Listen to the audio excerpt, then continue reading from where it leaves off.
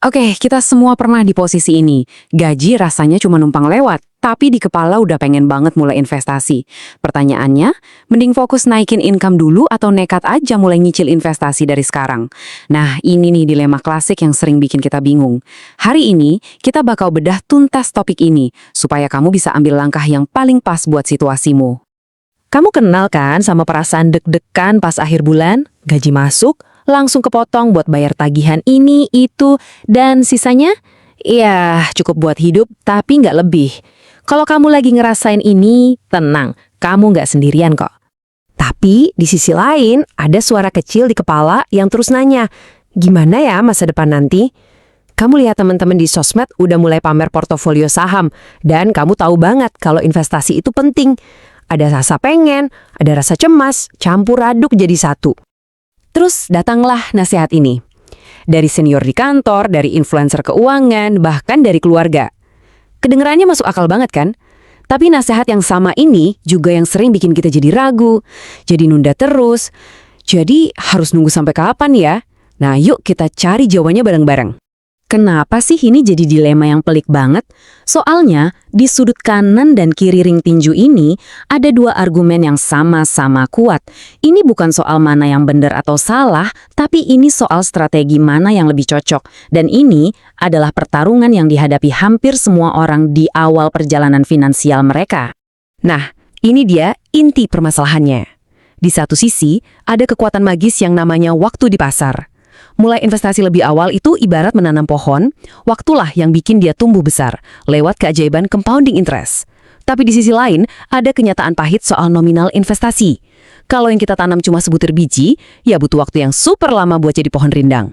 Inilah tarik ulur yang bikin pusing. Oke, kita coba telusuri jalur yang pertama. Nggak peduli nominalnya kecil, yang penting mulai dulu. Anggap aja ini fase buat membangun otot kebiasaan, fondasi paling penting buat bangunan kekayaanmu di masa depan. Kita ambil contoh angka yang realistis deh. Misalnya Rp500.000 sebulan. Mungkin kedengerannya kecil ya, cuma seharga beberapa kali ngopi di kafe. Tapi di dunia investasi, Rp500.000 yang disetor secara konsisten tiap bulan, itu adalah sebuah komitmen yang kuat. Kuncinya bukan di angkanya, tapi di ritme disiplinnya itu loh. Terus, apa untungnya mulai dengan recehan? Wah, banyak banget. Pertama, kamu dapat uang sekolah yang murah buat belajar langsung di Universitas Pasar Modal. Kedua, kamu melatih otot finansial paling penting, disiplin. Ketiga, kamu bakal ngerasain sendiri deg-degannya pas pasar lagi merah dan senengnya pas lagi hijau. Ini pelajaran mental yang nggak ada di buku. Intinya, kamu lagi menempa diri jadi investor sejati. Tapi kita harus jujur juga. Ada tapinya, dengan modal yang kecil, pertumbuhan asetmu bakal terasa lambat banget. Mungkin kayak nonton cat di tembok mengering. Dan ini bisa jadi ujian kesabaran yang luar biasa. Gampang banget buat jadi frustrasi dan mikir, duh ngapain sih gue ngelakuin ini? Nggak ngefek. Oke, sekarang kita pindah ke jalur satunya lagi. Kamu bilang, investasi nanti dulu deh. Semua energi, waktu, dan fokus kamu kerahkan buat satu tujuan, mengupgrade skop finansial kamu. Kalau sekarang skopmu cuma skop kecil, tujuanmu adalah menggantinya dengan ekskavator. Gimana caranya? Anggap ini proyek pribadi selama 2-3 tahun ke depan. Kamu bisa ikut kursus online buat nambah skill, ambil sertifikasi biar CV-mu makin keren, atau mulai bangun side hustle di malam hari dan akhir pekan. Tujuannya cuma satu, bikin nilai jual dirimu di pasar kerja jadi lebih tinggi. Coba deh bayangin perbedaannya.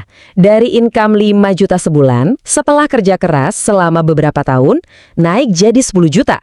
Ini bukan sekedar kenaikan gaji biasa. Ini lompatan kuantum. Kemampuanmu buat nabung dan investasi sekarang ada di level yang bener-bener beda loh. Kelebihannya jelas banget.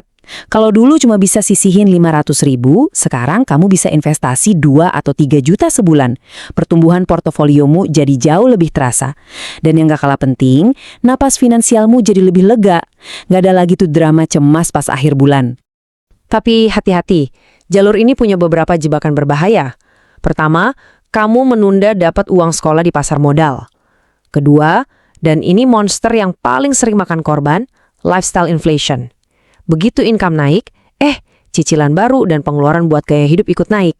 Tiba-tiba, gaji 10 juta rasanya sama aja pas-pasannya kayak gaji 5 juta. Dan terakhir, karena nggak terbiasa, kamu bisa jadi gagap pas tiba-tiba harus ngelola uang yang lebih besar. Jadi, setelah kita timbang-timbang kedua jalur ini, mana dong pemenangnya? Nah, jawabannya mungkin bakal mengejutkan. Bukan salah satu. Strategi paling cerdas bukanlah memilih atau, tapi justru merangkul kekuatan dari dan. Coba lihat ini, kuncinya ada di sini. Alokasikan fokusmu. Mungkin 80% energi dan waktumu kamu curahkan untuk memperbesar pendapatan. Tapi jangan lupakan yang 20%. Sisihkan 20% fokusmu untuk mulai berlatih investasi, meskipun dengan nominal yang sangat kecil. Jadi, kita harus paham peran masing-masing. Investasi kecil-kecilanmu itu perannya bukan buat bikin kamu kaya mendadak, tapi sebagai tempat latihan, sebagai training ground, buat ngebangun kebiasaan, buat melatih mental. Sementara itu, 80% fokusmu, yang lain lagi kerja keras nyiapin amunisi yang jauh lebih besar buat masa depan. Keduanya ini saling mendukung. Oke, teorinya udah dapat. Tapi sekarang, ayo kita bawa ini ke dunia nyata. Ke situasimu sekarang. Karena setiap orang punya titik awal yang berbeda-beda. Yuk kita sama-sama berkaca dan cari tahu sebenarnya kamu sekarang lagi ada di fase mana. Ada beberapa kondisi di mana kamu mungkin harus 100% fokus dulu ke naikin income. Gak ada tawar-menawar. Ibarat di pesawat, ini adalah fase pasang masker oksigen untuk diri sendiri dulu sebelum menolong orang lain. Coba cek, apakah ini terdengar seperti situasimu saat ini? Coba jawab jujur ya. Apa dana daruratmu belum aman? Apa kamu masih punya utang kartu kredit atau pinjol yang bunganya gede banget? Apa income-mu sekarang benar-benar mepet bahkan untuk kebutuhan dasar? Kalau ada satu saja jawaban iya, lupakan dulu investasi. Misi utamamu saat ini adalah membangun fondasi finansial yang kokoh. Titik. Lalu, kapan sih lampu hijaunya menyala? Kapan momen di mana kamu bukan cuma boleh, tapi bisa dibilang wajib mulai investasi untuk memanfaatkan kekuatan waktu? Kita cek lagi daftarnya. Dana darurat untuk 3-6 bulan pengeluaran, aman? Income kamu stabil dan semua tagihan bisa terbayar tanpa pusing? Utang-utang konsumtif berbunga tinggi sudah lunas? Kalau kamu bisa centang semua ini, selamat. Gak ada lagi alasan buat menunda. Aset terbesarmu saat ini adalah waktu, dan jamnya sudah mulai berdetak. Jadi, inilah kesimpulan dari semua pembahasan kita. Sebuah kalimat yang bisa kamu jadikan pegangan. Jangan tunggu kaya untuk mulai investasi. Karena kebiasaan dan waktu itu adalah modal yang tak ternilai. Tapi di saat yang bersamaan, jangan pernah berhenti berinvestasi pada dirimu sendiri untuk meningkatkan kapasitas keuangan kamu. Keduanya adalah dua sayap yang akan membuatmu terbang tinggi. Nah, sekarang giliran kamu. Setelah kita bedah bareng-bareng, aku jadi penasaran nih, kamu sendiri ngerasa lagi ada di fase yang mana? Apa kamu tim yang harus fokus 100% naikin income dulu? Tim 80-20? Atau tim yang udah siap gaspol investasi? Coba deh ceritain di kolom komentar, kita bisa diskusi dan belajar bareng-bareng.